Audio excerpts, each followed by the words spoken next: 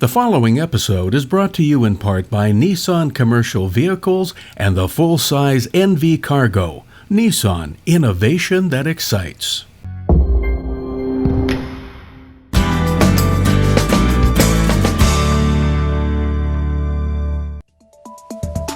This California Energy Commission online training series is funded in part by Orpak Building Products, Weatherization Systems Incorporated, and DuPont Tyvek Weatherization Systems.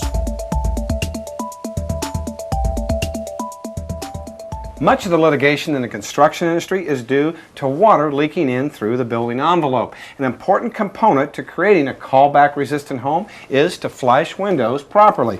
Today I'm with Rick Tolhurst of Weatherization Systems, and Rick is going to show us how to flush a window using a peel and stick product. Well, Steve, the most common way in Southern California that we usually install the windows before the weather-resistant barrier goes on. So the first thing we need to do is to install a skirt below the windows. After we get that skirt installed, then we measure the window to see how wide it is.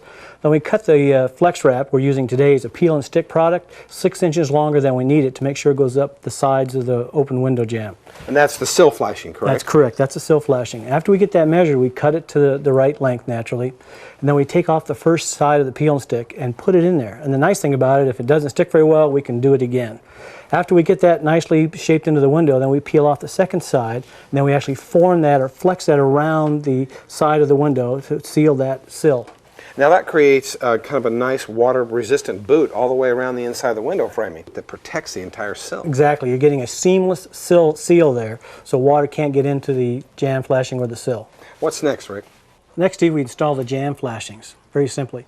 We want to measure to make sure that we have 6 inches above the top of the jamb and 6 inches below the sill. And then we just simply peel off the backer of the flex wrap and install it to the wall. We want to make sure that we get a good contact with the flex wrap to the nailing flange and as well to the sheathing. Just by rubbing that with your hands a couple of times, it creates a good seal. And you want to make sure you do both sides of the window, so both sides of the window are sealed. And next is the head flashing. Absolutely, that's the last step basically. And you want to, again, measure to make sure you got enough flex wrap to overlap the jamb flashings by about 6 inches. And then you simply just peel off the back again, install it, again rubbing it with your hands to make sure there's good adhesion between the nail fin and the sheathing and the flex wrap. And then basically you got it done. That's the great thing about a peel and stick flexible flashing is that it bridges the gap between the sheathing and the nail fin at the head of the window. So if any water does get in behind the home wrap, it runs down, hits the flashing, and is diverted to the outside so it doesn't cause a window leak. Exactly. We prevent any reverse shingling, which is a common problem among builders, and it can be very costly because water can get inside the building envelope and cause a callback, which is a lot of dollars. Rick, thanks for being here. My pleasure. Flashing windows to stop water leaks, wrapping a home to reduce air infiltration is an important part of weatherizing your homes to make them more comfortable, durable, and energy efficient.